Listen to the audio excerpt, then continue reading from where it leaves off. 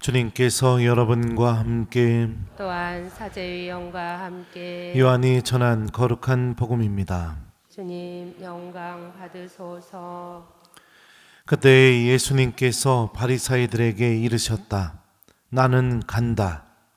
너희가 나를 찾겠지만 너희는 자기 죄 속에서 죽을 것이다. 내가 가는 곳에 너희는 올 수 없다.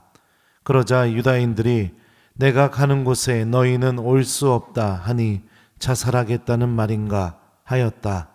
예수님께서 그들에게 말씀하셨다. 너희는 아래에서 왔고 나는 위에서 왔다. 너희는 이 세상에 속하지만 나는 이 세상에 속하지 않는다. 그래서 너희는 자기 죄 속에서 죽을 것이라고 내가 말하였다. 정녕 내가 나임을 믿지 않으면 너희는 자기 죄 속에서 죽을 것이다. 그러자 그들이 예수님께 당신이 누구요? 하고 물었다. 예수님께서 그들에게 이르셨다. 처음부터 내가 너희에게 말해오지 않았느냐?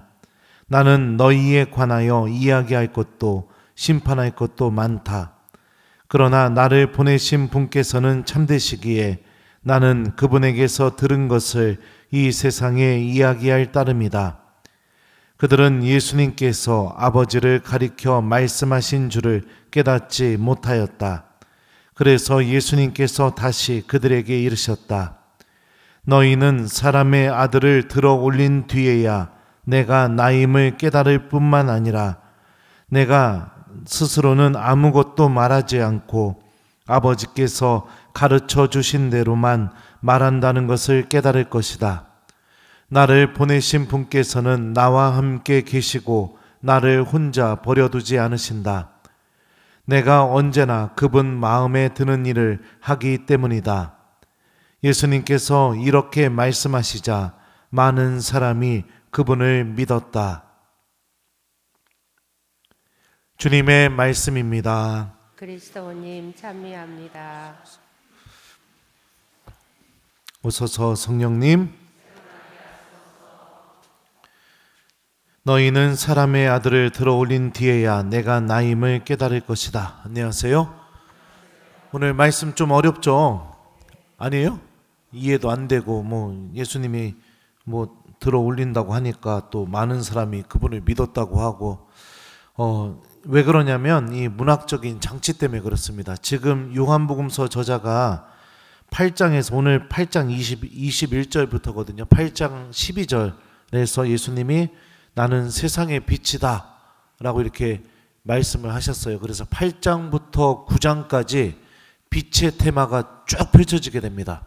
그리고 이 테마 안에서 빛 속에 머무르는 사람과 어둠 속에 머무르는 사람이 누군지를 요한복음서 저자가 보여주고 싶어요. 그래서 8장에서는 어둠 안에 머무는 이가 누군지를 지금 보여주고 있는 겁니다. 이 사람들이 누구냐? 바로 바리사이들, 율법학자들, 요한복음에서 유다인이라고 하는 사람들이 지금 어둠 속에 있다는 걸 보여줍니다. 그리고 9장으로 넘어가게 되면은 어떤 이야기가 나올까요? 표징이죠. 6번째 표징인가 그런데요. 태어나면서부터 눈머니를 예수님께서 뜨게 해주는 태생소경을 치유해주는 표징이 나오게 됩니다. 그러면서 그 태생소경이 예수님을 증언하게 되는 일이 벌어지게 돼요. 그래서 그 누가 정말 빛 속에 있는 사람인가, 그 9장에 나오는 태생소경을 통해서 요한복음이 정말로 빛 속에 머무는 이가 누군지를 그때 9장부터 또 보여주기 시작합니다. 아무튼 이런 흐름 속에 있어요. 예, 제가 신학교에서 요한복음 가르치고 있어요. 미안합니다. 잘난 척해서. 근데 오늘 복음에서 보면은 이상한 표현이 있습니다. 24절과 28절에 나오는데요. 이게 뭐냐면 정녕 내가 나임을 믿지 않으면 너희는 자기 죄 속에서 죽을 것이다. 바리사이들에게 하신 말씀이에요. 그리고 너희는 사람의 아들을 들어 올린 뒤에야 내가 나임을 깨달을 뿐만 아니라 내가 스스로는 아무것도 하지 않고 아버지께서 가르쳐 주신 대로만 말한다는 것을 깨달을 것이다. 내가 나임을, 이게 도대체 무슨 표현일까? 이렇게 궁금하신 분들이 많이 있을 거라고 생각합니다. 내가 나다. 이 말은요, 요한복음이 아주 예수님의 신성, 예수님이 하느님이시고 구세주이심을 드러내는 신학적인 용어입니다. 요한복음이 즐겨 사용하는 신학적인 용어. 학자들은 이 말이 어디에 소개되었느냐? 탈출기에서 모세가 하느님을 만나게 되었을 때 모세가 하느님께 하느님의 이름을 물어보죠. 그래서 하느님이 당신의 이름을 뭐라고 말씀하시죠? 나는 있는 나다. 예. 그 말에서 온 말입니다. 그래서 이 탈출기의 하느님 이름과 아주 긴밀하게 연결되어 있는 표현이에요. 그러니까 그런 신학적인 의도를 갖고 우리가 이 말씀을 이해하면 어떻게 이해할 수 있느냐? 정녕 내가 구세주이심을, 내가 하느님임을 믿지 않으면 너희는 자기 죄 속에서 죽을 것이다. 너희는 사람의 아들을 들어 올린 뒤에야 내가 하느님임을, 내가 구원자임을 깨달을 뿐만 아니라 내가 스스로는 아무것도 하지 않고 아버지께서 가르쳐 주신 대로만 말한다는 것을 깨달을 것이다. 이렇게 이해할 수 있습니다. 예수님이 하느님이시고 예수님이 구원자이심을 믿지 않으면 우리 모두는 죄 속에서 죽을 겁니다. 그리고 예수님께서 오늘 복음에서 말씀하시는 것처럼 당신이 구세주이고 하느님이시고 우리를 구원하시는 주님이시라는 사실이 어디에서 드러나게 되느냐? 너희는 사람의 아들을 들어 올린 뒤에야. 이거는 무엇을 의미할까요? 1번 공중부양, 2번 높이뛰기, 3번 십자가. 몇 번일까요? 맞아요. 그러니까 십자가를 바라봐야만 예수님이 하느님이시고 나를 구원하시는 주님이시고 구세주시라는 것을 내가 깨닫게 된다는 것입니다. 그 깨달음의 극치가 무엇이냐? 예수님과 성부 하느님이 아주 긴밀하게 일치되어 있다는 것이죠. 그래서 그분께서는 당신 스스로 아무것도 하지 않으시고 아버지께서 가르쳐 주신 대로만 말하고 계시다는 거. 하느님 아버지가 예수님과 함께 계시다는 거. 이런 이 하느님의 신비를 깨닫게 된다는 것을 예수님이 오늘 말씀하고 계십니다. 구원의 신비. 우리가 하느님을 체험할 수 있는 장소. 하느님이 나를 얼마나 사랑하시고 구원하시기를 원하시는 분이신지를 깊이 깨달을 수 있는 것. 그게 어디냐? 바로 십자가입니다. 그래서 우리는 십자가를 바라봐야 됩니다. 오늘 일독서에 보면은 이런 표현이 나와요. 그리하여 모세는 구리뱀을 만들어 그것을 기둥 위에 달아 놓았다. 뱀이 사람을 물었을 때 그 사람이 구리뱀을 쳐다보면 살아났다. 하느님에 대한 불순종으로 인해 하느님의 심판이 떨어지게 되죠. 그래서 뱀에 물려서 사람들이 죽어나가게 되는데 모세가 기도하게 되자 하느님의 말씀대로 구리뱀을 만들어서 기둥에 매달아 놓았고 뱀에 물려서 죽을 운명이었던 사람도 그 구리뱀을 쳐다보는 것만으로도 생명을 얻게 됩니다. 그렇다면 우리가 죽을 운명 속에 놓인 상태더라 하더라도 십자가를 바라보는 것만으로도 우리는 생명을 얻을 수 있는 길로 나아갈 수 있다는 것이죠. 십자가를 바라보게 되면 어떤 일이 벌어지게 될까요? 이 안에 담겨져 있는 하느님의 사랑이 무엇인지를 내가 깨닫게 되겠죠. 아까도 제가 낮에 우리 지금 원성동 성당 성경학교 하고 있죠. 매주 화요일마다. 낮에 옷 얘기를 좀 했었는데 저희 어머니가 한 17년 만에 무슨 신경의 변화가 생겼는지 모르겠지만 셔츠를 한 4벌인가 5벌을 사가지고 오셨어요. 지난달인가 지지난달에 입어보라고. 그래서 내가 어머니 나 옷 별로 나 사는 거 별로 안 좋아요. 대슈 이거 가서 반품시켜요. 그랬더니 엄마가 사주고 싶어서 그냥 샀으니까 입으라고 그래가지고선 그걸 입었습니다. 근데 제가 여러분들 그 옷을 입을 때마다 그 옷을 볼 때마다 뭐가 생각이 날까요? 엄마의 사랑이 생각이 나겠죠. 그 옷에 담겨있는 엄마의 사랑. 아기 때는 엄마가 옷 사서 다 입혀주고 그랬는데 신부가 돼서 다 컸는데 엄마가 그 마음을 되살려서 우리 신부 옷 한 벌 사줘야겠다. 그 마음이 고스란히 담겨 있는 게 그 옷을 보면서 보이겠죠. 예. 하물며 엄마가 사준 옷도 그런데 우리가 십자가를 바라보게 되면 이 안에 담겨 있는 하느님의 사랑이 고스란히 우리에게 느껴지게 되겠죠. 그 사랑이 뭘까요? 너를 살리기 위해 내가 죽을 수 있다. 나를 찔른 너를 위해 나는 천국의 문을 열어놓았다. 십자가 아래에서 사람들이 보여줬던 그 죄악들, 그 죄악을 쏟아냈죠, 예수님께. 그럼에도 불구하고 나는 너를 살리고 싶다. 이게 바로 십자가 안에 담겨져 있는 예수님의 사랑이죠. 이 사랑을 깨달아야 됩니다. 이 사랑을 우리가 깊이 있게 느끼게 될 때 우리는 죄 속에서 죽어가지 않을 겁니다. 왜요? 하느님이 나를 그렇게 사랑하고 계시다는 것을 내가 십자가를 통해서 깨닫게 되면 어떻게 돼요? 희망이라는 게 생겨요. 아무리 큰 죄를 저질렀어도 나를 살리기를 원하는 그 하느님의 사랑을 깨닫게 되게 되면 내 안에 희망이라는 게 생긴다고요. 그 희망이 나를 어떻게 인도합니까? 그 죄로부터 벗어나는 은총의 길을 걸어갈 수 있는 용기를 내 안에 심어놓게 되죠.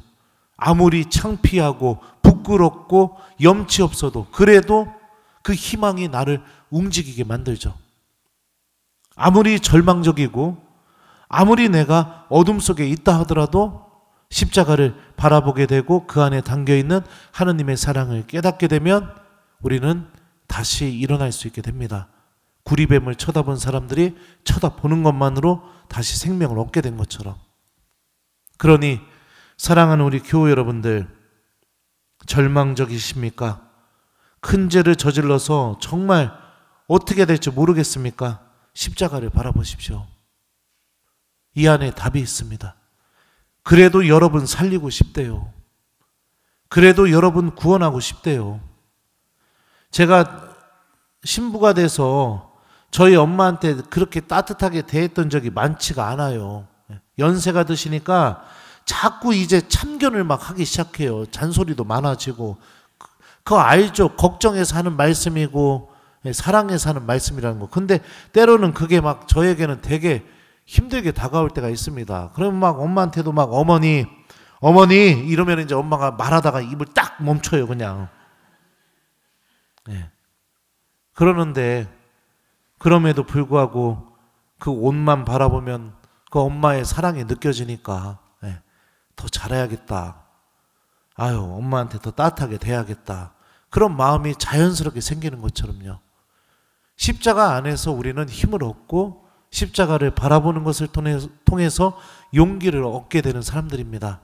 만일 십자가를 바라봐도 아무 느낌이 느껴지고 있지 않다면 그거는 좀 문제가 있는 겁니다. 그러면 어떻게 해야 됩니까? 복음 말씀을 좀 진지하게 묵상해 보셨으면 좋겠어요. 특히 성금요일 날 우리들에게 읽혀지는 이 예수님의 순환기, 이 순환기를 한 번이라도 내가 좀 성체 앞에 앉아서 진지하게 천천히 읽으면서 예수님이 우리를 살리고 용서하시고 구원하시기 위해서 어떻게 지금 그 죽음을 향해서 돌진하시는지 그 예수님의 마음을 한 번만 헤아리게 된다면 이 십자가를 바라보게 될 때 이 안에 담겨있는 하느님의 사랑을 우리는 분명히 깨달을 수 있게 되겠죠. 사랑하는 우리 교우 여러분들, 우리는 기도를 시작할 때마다 우리 몸에 십자가를 긋습니다. 그죠? 우리 스스로 내 몸에다가 십자가를 그어요. 우리가 십자가를 긋는 순간 어떤 일이 벌어지게 될까요? 나를 구원하시는 그 하느님의 사랑이 우리 몸에 충만히 담기게 되는 은총이 주어지게 되겠죠. 자주 십자성호를 그으시고 힘들고 어려운 일이 있다면 자주 십자가를 바라보는 신앙인이 되었으면 좋겠습니다.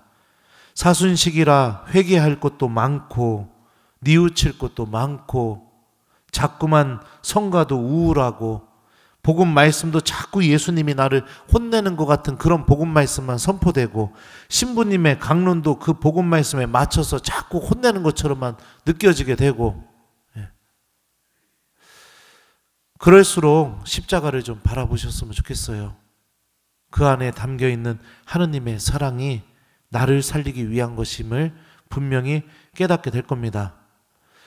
유다인들은 이 예수님의 말씀을 듣고도 주님을 믿지 않습니다.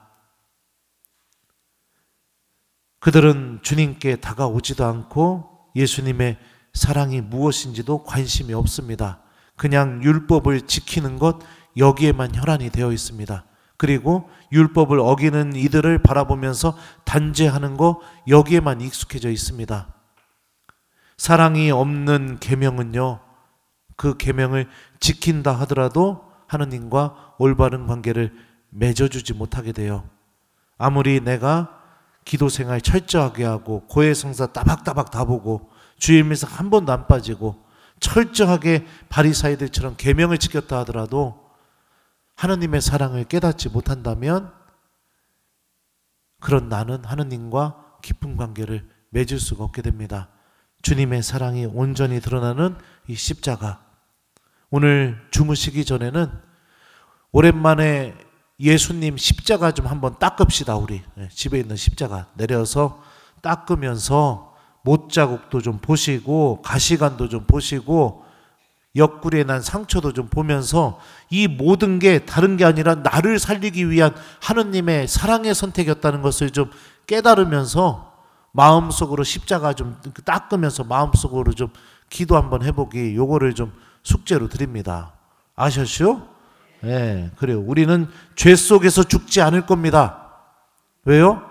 예수님이 그런 나를 살리기 위해서 십자가에 못 박히셨기 때문이죠. 그 정도로 하느님께 나는 가치 있는 존재고, 그 정도로 하느님께 나는 소중한 존재라는 거 오늘 말씀을 통해 용기를 냈으면 좋겠습니다. 숙제 잘 하기 바래요. 십자가 좀 잘 닦으면서. 알았죠? 이뻐라.